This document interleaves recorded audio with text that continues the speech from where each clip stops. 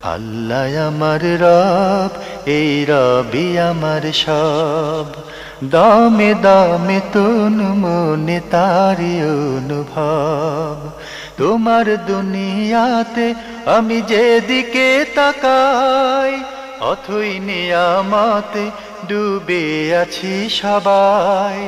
পাক পাখালির গানে শুনি তসবিহ কালো রব, তসবিহ কালো রব। আল্লাহ আমার রব, এই রবি আসসালামু আলাইকুম।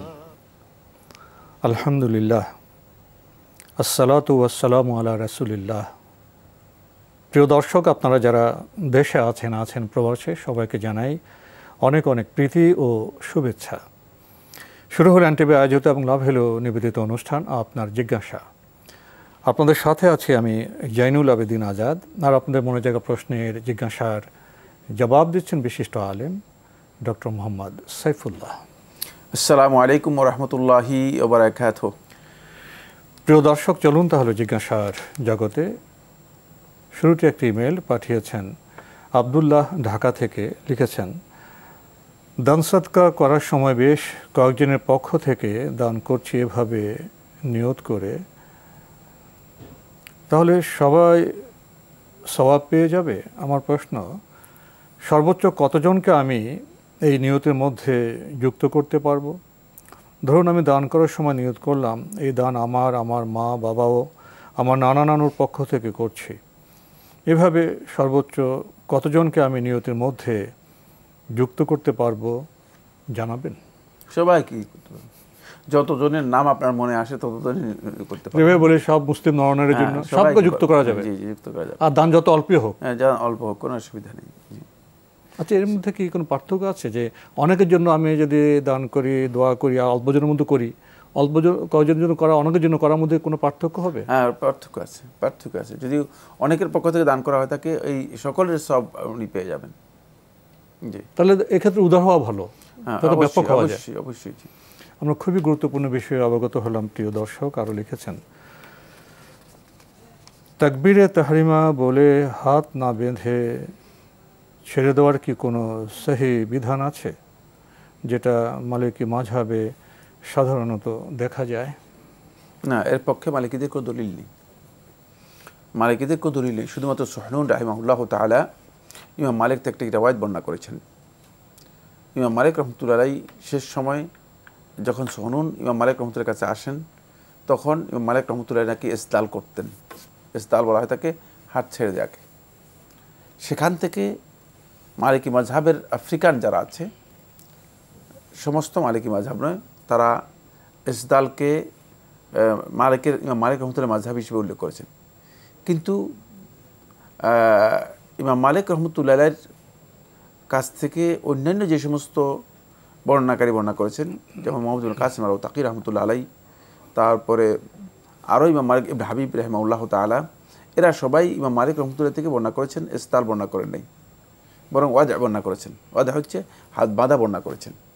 সুতরাং এখান থেকে বোঝা যাচ্ছে যে ইমাম মালিক রহমতুল্লাহ আলাইহি সুনির্দিষ্ট কোনো কারণে হতে পারে, সুনির্দিষ্ট কোনো কারণে ইমাম মালিক রহমতুল্লাহ আলাইহি ইসতাল করেছেন, হাত ছেড়ে দিয়েছেন। তো কারণের মধ্যে অনেকেই কথাগুলো উল্লেখ করেছেন। সেটা হচ্ছে যে ইমাম মালিক রহমতুল্লাহ আলাইহিকে একটি মাসআলা নিয়ে ইমাম মালিক রহমতুল্লাহ আলাইহিকে প্রহার করা হয়েছিল, ব্যাপকভাবে ইমাম মালিক রহমতুল্লাহকে মারা হয়েছিল, আঘাত করা হয়েছিল।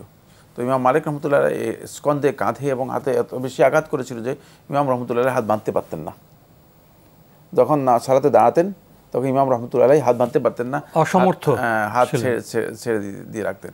হাত বাঁধতে ইমাম রহমতুল্লাহ কষ্ট হতো, এই জন্য হাত ছেড়ে দিতেন। অর্থাৎ অনেকটা মানে শালাল, প্যারালাইসিসের মতো হয়ে গিয়েছিল। এই কারণে ইমাম রহমতুল্লাহ আলাইহি সম্ভবত ছেড়ে দিয়েছেন।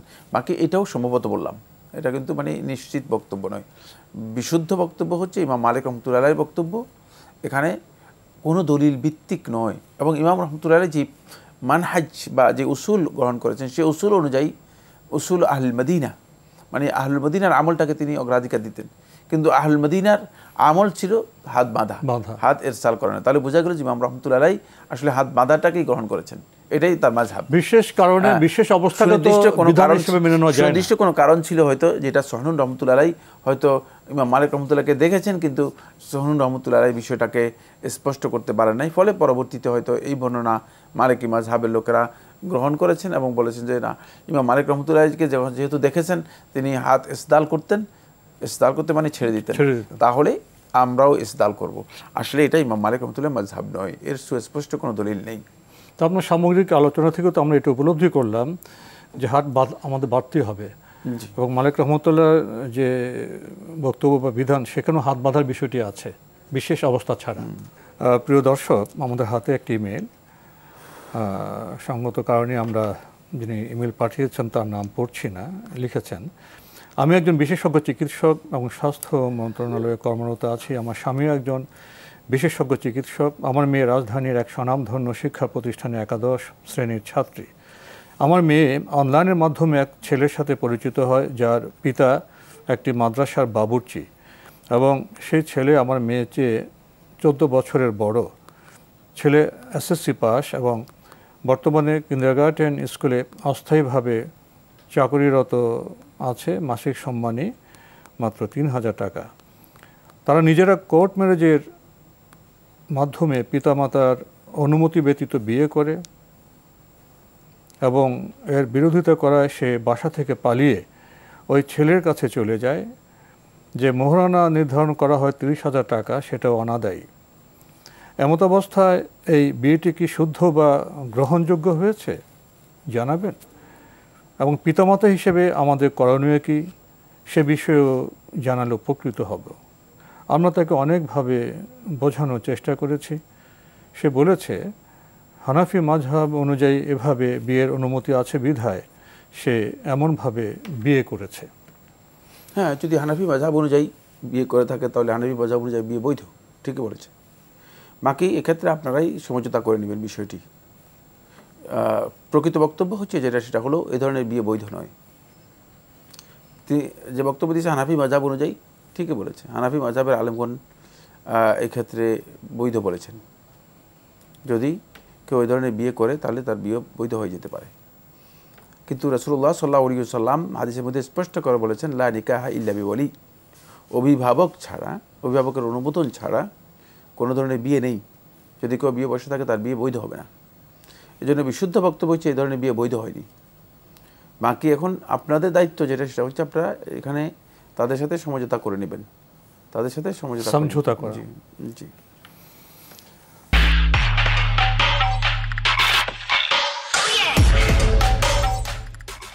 আরও একটি ইমেল পাঠিয়েছেন ঢাকা থেকে মোহাম্মদ ফেরদৌস হোসেন, লিখেছেন, আমার প্রশ্ন হলো পায়ে হাত দিয়ে সালাম করার ব্যাপারে ইসলামের বিধান কি? ইসলামের সালামের পদ্ধতি হচ্ছে আসসালামু আলাইকুম ওয়া রাহমাতুল্লাহ, এবং সালাম মুখে বলতে হয়। পায়ে হাত দিয়ে এই ধরনের সালাম ইসলাম থেকে আসেনি, এটি ভিন্ন কালচার থেকে ইসলামের মধ্যে। অনেকে বলে কদম বুচি, না, ওইটাও ভুল। কদম বুচি শব্দটাও এখানে প্রযোজ্য নয়। এই দুইটাই শুদ্ধ নয় এবং সুন্নাহসম্মত নয়, বেদাতি তরিকা। বরং আলেমদের মধ্যে কেউ কেউ বলেছেন যে এটা মানে অতিরিক্ত ভক্তি, অতিভক্তির কারণে, গুলু, সীমা লঙ্ঘন করার কারণে এটা হারাম, নিষিদ্ধ কাজ। কারণ এই কাজটি শুদ্ধ নয়, মোটেও শুদ্ধ নয়। এটা সালাম নয়, এটাকে সালাম বলা হয় না। সালাম হচ্ছে আসসালামু আলাইকুম ওয়া রাহমাতুল্লাহ, মুখে সালাম বলতে হবে। আমরা জানলাম বিষয়টি সম্পর্কে। আরও একটি ইমেল আমাদের হাতে পাঠিয়েছেন রংপুর থেকে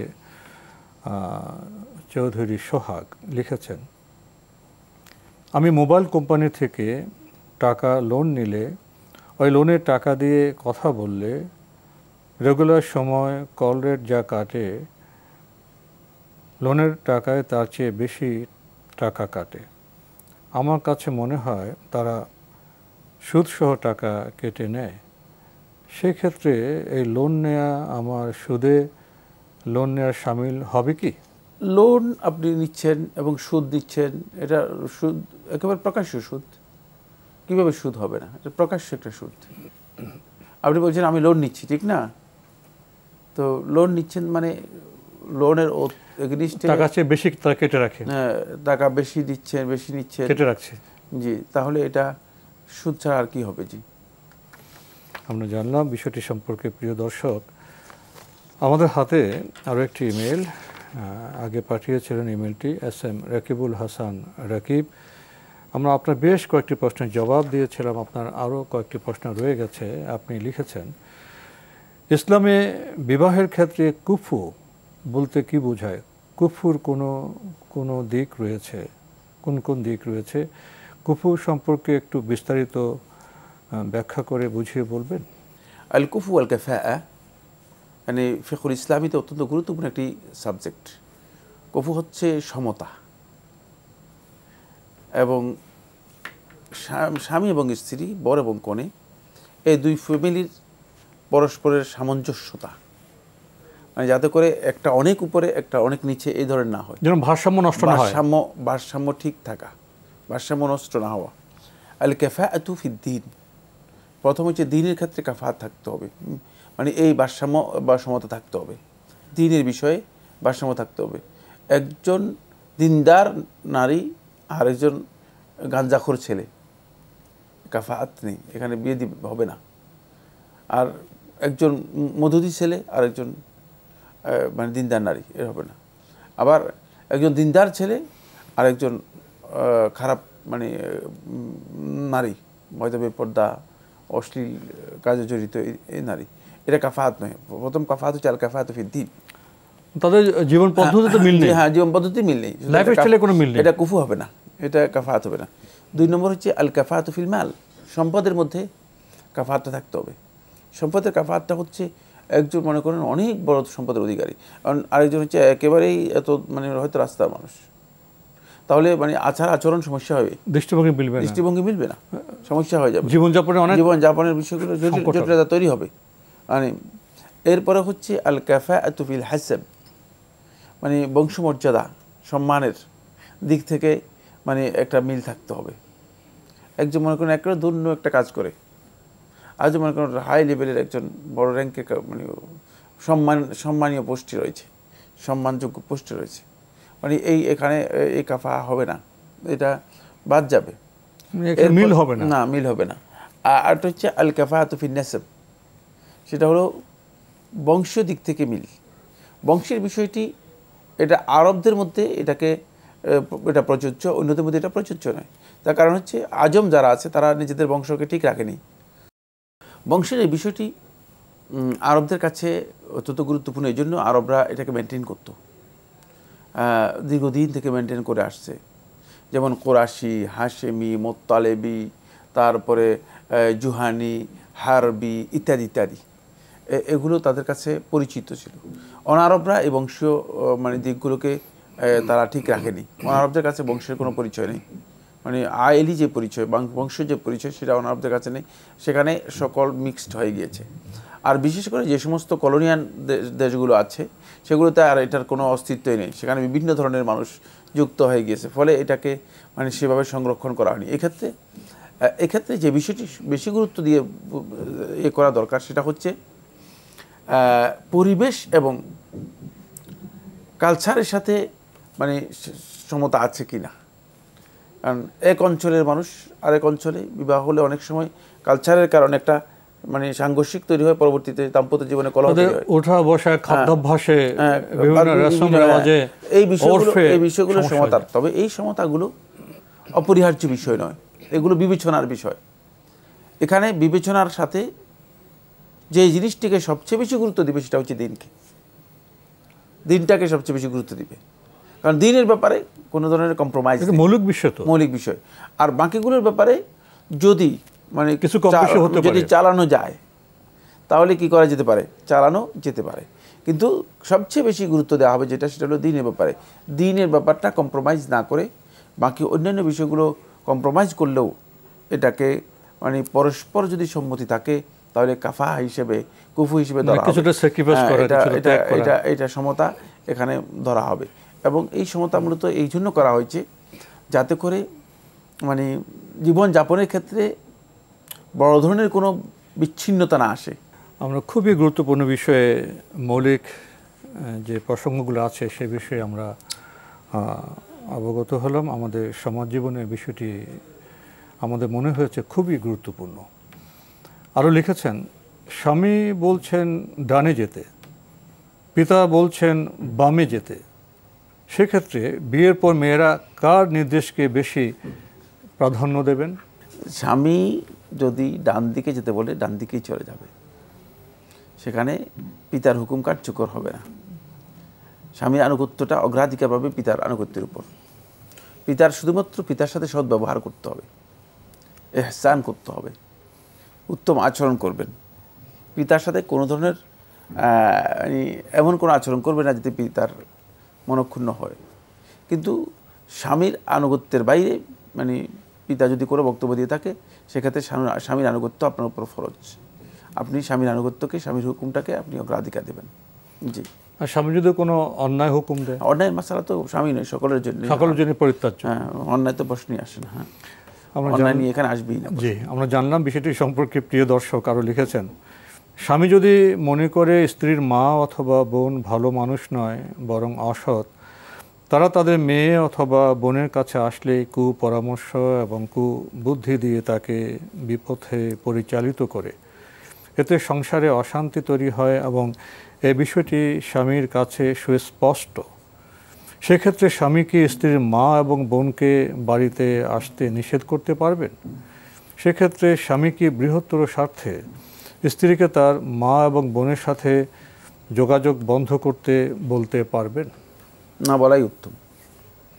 কিছুটা উদারতারও থাকা দরকার রয়েছে। জি, এখানে না বলাই হচ্ছে উত্তম। কারণ হলো মানে যদি এমন হয় তাহলে দাম্পত্য জীবনের শান্তি আর থাকবে না, সেখানে বাড়াবাড়িই থাকবে।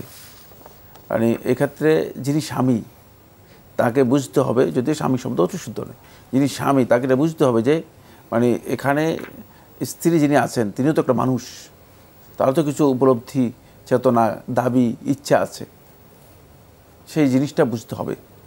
মানে স্বামী মানে এর অর্থই নয় যে মানে যাই খুশি তাই করবেন, তিনি ঘরের মধ্যে প্রকোষ্ঠে তালা লেগে বাইরে চলে যাবেন, তারপরে একদিন পরে আসবেন, এসে আবার দরজা খুলবেন।